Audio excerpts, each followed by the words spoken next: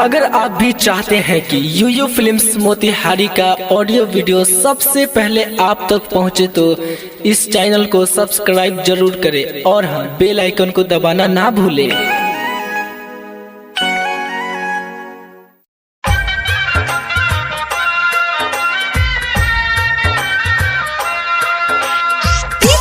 मनीष रक्साल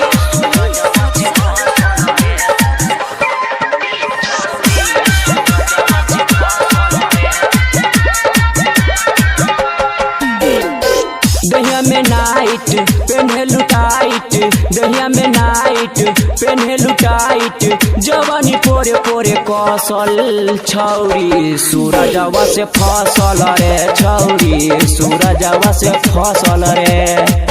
दहिया में नाइट पेन्हे लुटाइट, दहिया में नाइट पेन्हे लुटाइट, जवानी पोरे पोरे कौशल छौरी सूरजवा से फसल रे, छौरी सूरजवा से फसल रे।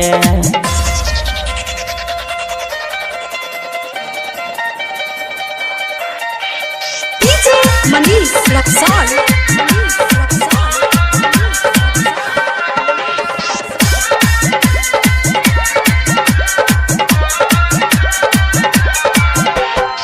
देखी के नंदन मार है गंदन, लुटे छे खूबे मजा हो। देखी के नंदन मार है गंदन, लुटे छे खूबे मजा हो। चढ़ल जवानी उमकल बदनिया, धाधा के धरे छपा हो। ले छे पहरा सीखे का कहरा, ले छे पहरा सीखे का कहरा, कॉपी पर कलम धसल छौरी संजय बस फसल रे, छौरी संजय बस फसल रे।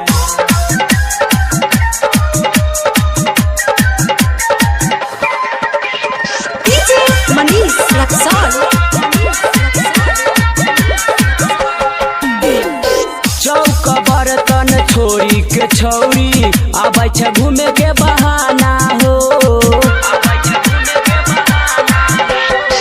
चौक बर्तन छोड़ी के छौरी आबै छे घूमे के बहाना हो, आबै छे घूमे के बहाना हो। राइटर गोरेलाल देखी के सलुआ, राइटर गोरेलाल देखी के सलुआ, सभे के दिल में धसल छौरी सूरजवे से फसल रे, छौरी सूरजवे से फसल रे। ठीक है।